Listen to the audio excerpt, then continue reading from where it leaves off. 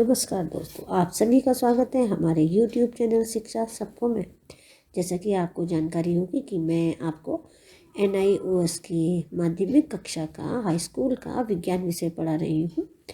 और इस वीडियो को प्रारंभ करने से पहले मैं आप लोगों से रिक्वेस्ट करना चाहूँगी कि आप हमारे इस चैनल को ज़्यादा से ज़्यादा सब्सक्राइब कीजिए, लाइक कीजिए और शेयर कीजिए। उन विद्यार्थियों तक पहुंचाइए जो NIOS के माध्यम से हाई स्कूल की परीक्षा दे रहे हैं या फिर अन्य हिंदी माध्यम से हाई स्कूल की परीक्षा दे रहे हैं। और साथ में मैं आपको एक नंबर डिस्प्ले करा रही हूँ स्क्रीन पर, जो हमारा WhatsApp नंबर है। इस नंबर पर भी आप हमसे क्वेरी कर सकते हैं, किसी पार्ट से रिलेटेड या टॉपिक से रिलेटेड जो भी है वो आप हमसे पूछ सकते हैं मैसेजेस के थ्रू। और साथ में आप मेरी वीडियो को प्रारंभ होने से पहले ही आप एक कॉपी और एक पेन लेके बैठे और जो भी मैं आपको टॉपिक्स पढ़ाती हूँ उनको आप हाथों हाथ नोट्स भी उनके बनाते चले, क्योंकि फिर जब आपके एग्ज़ाम्स होंगे तो आपको बार बार वीडियो देखने की आवश्यकता ना पड़े। तो आपके पास इस तरीके से नोट्स भी प्रिपेयर हो जाएंगे जो आपके स्टडी में काफ़ी आपको फ़ायदा देंगे। तो अब मैं आपको प्रारंभ करती हूँ आज की वीडियो। तो सबसे पहले मैं बता देती हूँ कि मैंने पिछली वीडियो में आपको क्या पढ़ाया है। पिछली वीडियो में मैंने आपको पढ़ाया था मेंडलीव का आवर्त नियम एवं मेंडलीव की सारणी। ये मैंने आपको बता दिया है।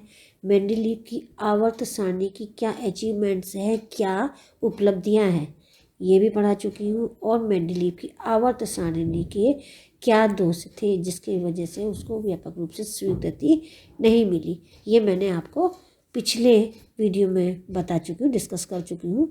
अब आज देखिए, आज मैं आपको बताऊँ कि आधुनिक आवर्त सारणी क्या है और आधुनिक आवर्त सारणी, आधुनिक आवर्त नियम क्या है। तो देखिए, मॉडर्न पीरियोडिक टेबल 1913 में एक अंग्रेज भौतिक विज्ञानी हेनरी मोजले ने खोज की थी कि परमाणु भार या एटॉमिक मास के स्थान पर एटॉमिक नंबर या परमाणु क्रमांक तत्वों का सबसे मौलिक गुण होता है। तो हेनरी मोजले ने यह बताया कि तत्वों का मौलिक गुण परमाणु क्रमांक है, ना कि परमाणु भार। तो मैं आपको बता दूं कि परमाणु क्रमांक Z होता क्या है। ये मैं पहले आपको बता चुकी हूँ। परमाणु क्रमांक Z किसी भी परमाणु के नाभिक में उपस्थित प्रोटॉनों की संख्या को कहते हैं। तो जब हेनरी मोजले ने ये खोज की कि किसी भी तत्व का मौलिक गुण परमाणु क्रमांक होता है, तो इस खोज के बाद ही आवर्त नियम में बदलाव किया गया और इस बदलाव की वजह से आवर्त सारणी में भी संशोधन की आवश्यकता महसूस की गई। तो वास्तव में परमाणु क्रमांक या एटॉमिक नंबर को जब हम वर्गीकरण का आधार मानते हैं, तो मेंडलीव की आवर्त सारणी की जो मुख्य दोष थे या विसंगतियाँ थी वो स्वतः ही हट गए। ठीक है, परमाणु क्रमांक को वर्गीकरण का आधार मानने पर। और जबकि मेंडलीव की आवर्त सारणी में वर्गीकरण का आधार परमाणु भार था। तो इस प्रकार आधुनिक आवर्त नियम के अनुसार तत्वों के भौतिक एवं रासायनिक गुण उनके परमाणु क्रमांक या एटॉमिक नंबर के आवर्ती फलन होते हैं। ये हो गया आधुनिक आवर्त नियम। और अगर आपको याद होगा तो मेंडलीव का आवर्त नियम क्या था? तत्वों के भौतिक एवं रासायनिक गुण उनके परमाणु भार के आवर्ती फलन होते हैं। तो यहाँ पर आपको आधुनिक आवर्त नियम पता चल गया कि आधुनिक आवर्त नियम में तत्वों के भौतिक एवं रासायनिक गुण उनके परमाणु क्रमांक के आवर्ती फलन होते हैं। और इस आधुनिक आवर्त नियम के आधार पर जो सारणी बना दी गई उसे ही आधुनिक आवर्त सारणी का नाम दिया गया, मॉडर्न पीरियोडिक टेबल का नाम दिया गया। यह आधुनिक आवर्त सारणी परमाणु क्रमांक यानी कि एटॉमिक नंबर पर आधारित है। यह आवर्त सारणी मेंडलीव की आवर्त सारणी के सभी दोषों से मुक्त है। ठीक है, जब मेंडलीव की आवर्त सारणी के दोष थे वो इसमें नहीं है। तो देखिए, यहाँ पर मैंने आपको ये पूरी आवर्त सारणी दिखा रखी है। इसमें आपको देखिए ऊपर ग्रुप्स हैं और हॉरिजॉन्टली जो लाइंस है 1 से लेके 7 तक ये आवर्त है और 1 से लेके 18 तक वर्ग या ग्रुप है। आप इसको देख लीजिए, पढ़ लीजिए। पहला तत्व देखिए हाइड्रोजन है, फिर दूसरा हीलियम है, तीसरा लिथियम है, फिर बेरिलियम है। इस तरीके से आप इस टेबल की को अच्छी तरीके से स्टडी कर लीजिए। अब इस आवर्त सारणी के दीर्घ रूप की विशेषताएं क्या है मैं ये बताऊंगी आपको कि जो मॉडर्न आवर्त सारणी है उसकी विशेषताएं क्या है। सबसे पहला है वर्ग। वर्ग देखिए क्या है। इस आवर्त सारणी में 18 खड़े कॉलम है, 18 खड़े स्तंभ है और प्रत्येक खड़ी लाइन या स्तंभ को या कॉलम को वर्ग या समूह कहा जाता है। समूहों को 1 से लेके 18 तक अरबी अंकों में क्रमित किया गया है। यानी 1 2 3 आप देखिए खड़ी लाइनें हैं 18 तक। ये जो है ये ग्रुप्स हैं। एक ही समूह के यानी एक ही वर्ग के जितने भी तत्व होते हैं उनके इलेक्ट्रॉनिक विन्यास समान होते हैं, उनके इलेक्ट्रॉनिक कॉन्फ़िगरेशन समान होती है और उनके संयोजी इलेक्ट्रॉनों की संख्या भी समान होती है।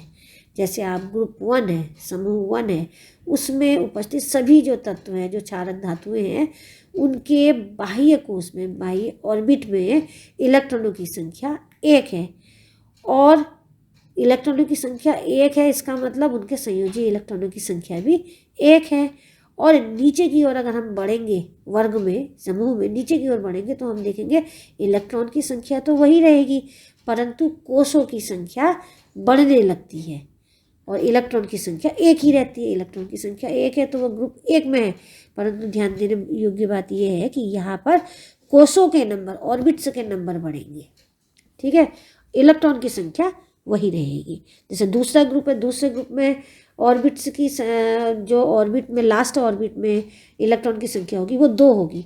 तीसरे ग्रुप वाले तत्वों में के ऑर्बिट में लास्ट ऑर्बिट में इलेक्ट्रॉन की संख्या 3 होगी। इस तरीके से होता है। अब देखिए यहाँ पे मैंने आपको ये सारणी दे रखी है। वर्ग 1 के तत्व में, वर्ग 1 के तत्व दिखा रखे हैं लिथियम, सोडियम, पोटेशियम, रुबीडियम। अब आप इनका इलेक्ट्रॉनिक विन्यास देखिए क्या है। लिथियम का इलेक्ट्रॉनिक विन्यास है 2 1। ठीक है, तो यहाँ पे इनके ऑर्बिट्स की संख्या कितनी है, 2 है, परंतु बाह्य ऑर्बिट में इलेक्ट्रॉनों की संख्या क्या है, 1 है, अर्थात संयोजकता 1 है। दूसरा है सोडियम।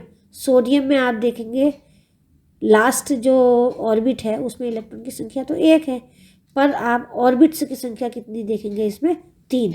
तो लिथियम में 2 है ऑर्बिट्स की संख्या, सोडियम में ऑर्बिट्स या कोषों की संख्या 3 है। इसी तरीके से पोटेशियम में कोषों की संख्या 4 है और रुबीडियम में कोषों की संख्या 5 है। अब यहाँ पे हमने देखा कि ऊपर से नीचे की ओर आने पर कोषों की संख्या यानी ऑर्बिट्स की संख्या बढ़ रही है, परंतु जो इलेक्ट्रॉन की संख्या है, संयोजी इलेक्ट्रॉन की संख्या है, वो सब में 1 है। ठीक है, इसी तरीके से आपने ग्रुप 17 भी दिखा रखा है मैंने यहाँ सारणी में। इसमें देखिए फ्लोरीन, क्लोरीन, ब्रोमीन और आयोडीन को दिखा रखा है।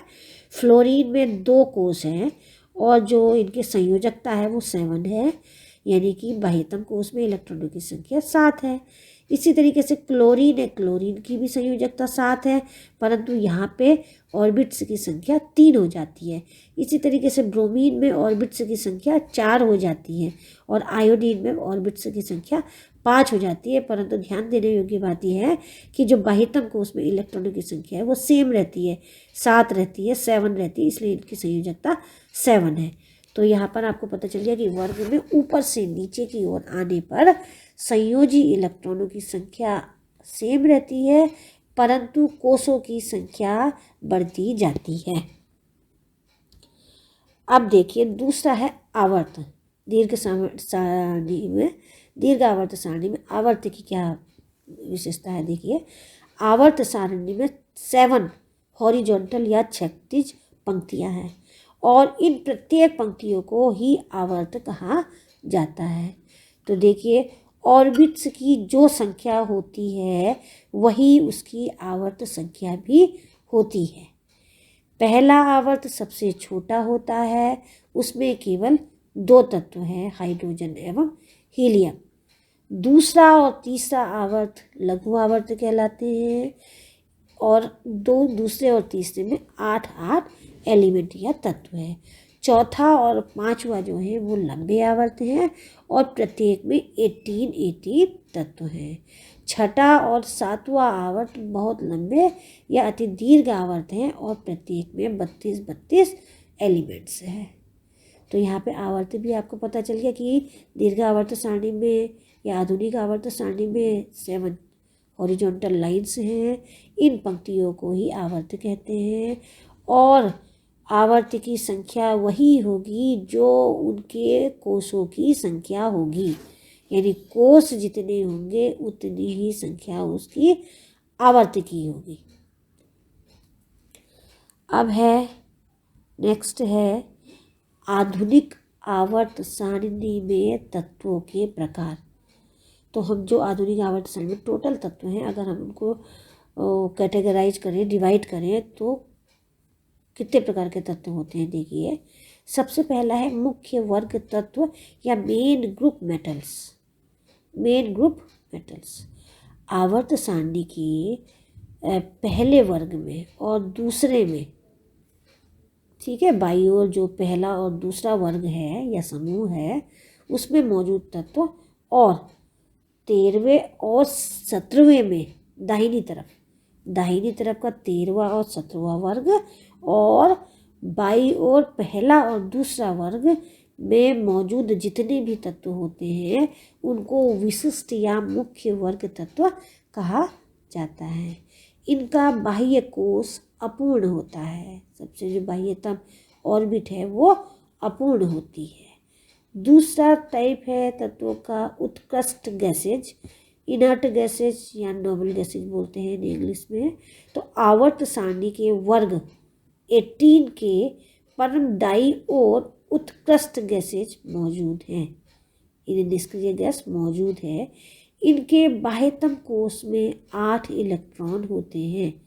तो ये जो नोबल गैसेज हैं इनके बाह्यतम कोष में 8 इलेक्ट्रॉन होते हैं, यानी कि पूरे होता है, भरा हुआ होता है। इनकी अब देखिए मुख्य विशेषताएं क्या होती है, उत्कृष्ट गैसों की मुख्य विशेषताएं क्या है। सबसे पहला अभी आपको बता दें कि सबसे बाहरी कोष में 8 इलेक्ट्रॉन होते हैं, केवल हीलियम को छोड़ के, हीलियम में 2 होते हैं। दूसरा, इनकी संयोजकता शून्य होती है। अब संयोजकता शून्य होने का मतलब ये है कि इनका बाह्य कोष जो है वो भरा हुआ है, पूर्ण रूप से भरा हुआ है, 8 इलेक्ट्रॉन है, तो उस वहाँ पे कोई असंयोजी इलेक्ट्रॉन नहीं होते हैं जो संयोजकता दिखाएं, जो दूसरे तत्वों से जुड़ सके। तो यहाँ पर संयोजकता इनकी शून्य है। तीसरा है, क्योंकि इनकी संयोजकता शून्य है तो ये किसी से क्रिया करते नहीं हैं, क्रियाशील नहीं होते हैं, इसी वजह से ये प्रक्रिया में भाग नहीं लेते हैं। और नेक्स्ट है, ये सभी सदस्य जो है ये उत्कृष्ट गैसों के, ये सभी सदस्य गैसेज हैं। तो ये है उत्कृष्ट गैस के जो उत्कृष्ट गैसेज हैं उनकी विशेषता है। तीसरा है तत्वों का प्रकार संक्रमण तत्व या ट्रांजिशन मेटल्स या एलिमेंट। आवर्त सारणी में वर्ग 3 से लेकर 12 के बीच के, वर्ग 3 से लेकर 12 वर्ग के बीच के जितने भी तत्व होते हैं वो ट्रांजिशन या संक्रमण तत्व कहलाते हैं। ध्यान से सुनिए, संक्रमण तत्वों के बाह्यतम 2 कोष अपूर्ण होते हैं क्योंकि ये तत्व अत्यधिक विद्युत धनात्मक तत्व से अत्यधिक विद्युत ऋणात्मक तत्व में परिवर्तन का प्रतिनिधित्व करते हैं। अर्थात 3 से लेकर 12 की ओर जब हम अग्रसर होते हैं तो धन विद्युतीय तत्वों से लेके आगे को हम अगर बढ़ते जाए 12 की ओर, 12वें ग्रुप की ओर, तो विद्युत ऋणात्मक तत्व आपको प्राप्त होंगे। धनात्मक से शुरू होकर विद्युत ऋणात्मक तत्व प्राप्त होंगे। तो इसी वजह से इनको संक्रमण तत्वों का नाम दिया गया है।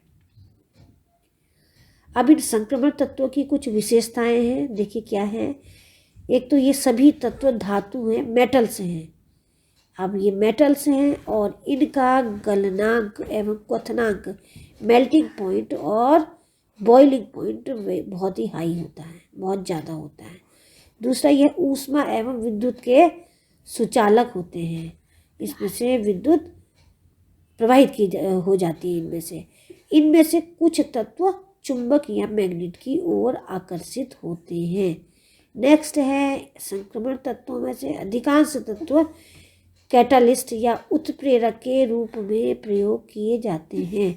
उत्प्रेरक अर्थात ऐसे तत्व जो किसी रासायनिक अभिक्रिया के वेग को घटाते हैं या फिर बढ़ाते हैं। तो इन असंक्रमण तत्व, अधिकांश संक्रमण तत्व उत्प्रेरक के रूप में प्रयोग किए जाते हैं। और सबसे मेन चीज़ है कि ये विभिन्न संयोजकताएं दिखाते हैं। तो ये होगा संक्रमण तत्व और उनकी विशेषताएं। फोर्थ है आंतरिक संक्रमण तत्व या दुर्लभ मृदा तत्व। दुर्लभ मृदा तत्वों को अलग से मुख्य आवर्त सारणी में नीचे की ओर दिखाया गया है। और ये जो तत्व है ये 2 सीरीज या 2 श्रेणियों में दिखाए गए हैं, आवर्त सारणी में नीचे की ओर रखे गए हैं।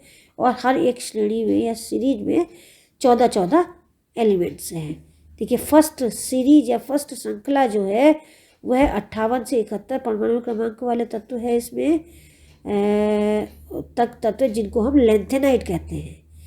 इन सब तत्वों को लेंथेनम 57 के साथ उसी स्थान पर अर्थात तीसरे वर्ग के छठे आवर्त में रखा गया है।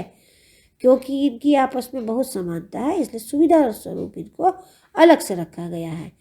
इसी प्रकार जो दूसरी श्रृंखला के तत्व हैं उन्हें एक्टिनाइड तत्व कहा जाता है। जो दूसरी सीरीज है उसको एक्टिनाइड कहा जाता है। और ये 90 से लेकर 103 तक के इसमें परमाणु क्रमांक वाले तत्व हैं। और ये सभी तत्व जो है एक्टिनियम के साथ रखे जाते हैं, एसी के साथ रखे जाते हैं, इसलिए इन्हें एक्टिनियम धातुएं भी कहते हैं, एक्टिनियम तत्व भी कहते हैं।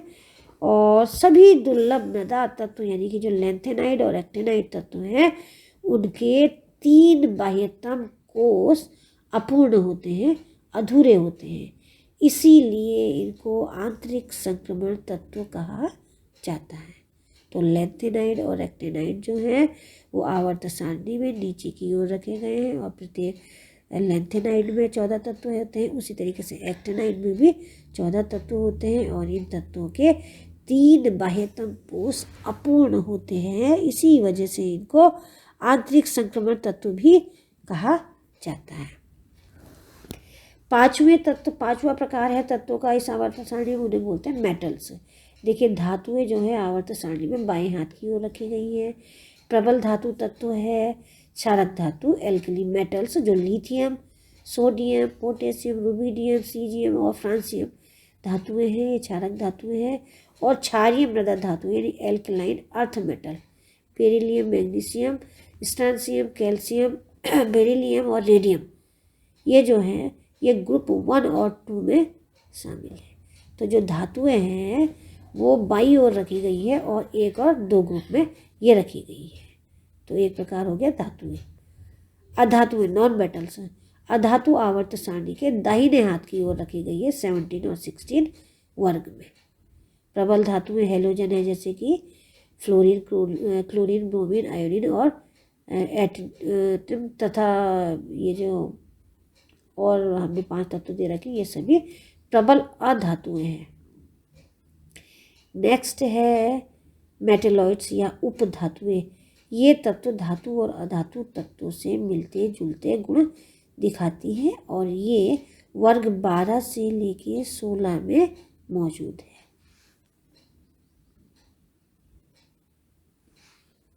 अब नेक्स्ट टॉपिक आता है दीर्घ आवर्त सारणी के गुण, जिसको मैं आगे की वीडियो में आपको पढ़ाऊंगी। तब तक के लिए आप मेरी नई वीडियो का इंतज़ार कीजिए। धन्यवाद।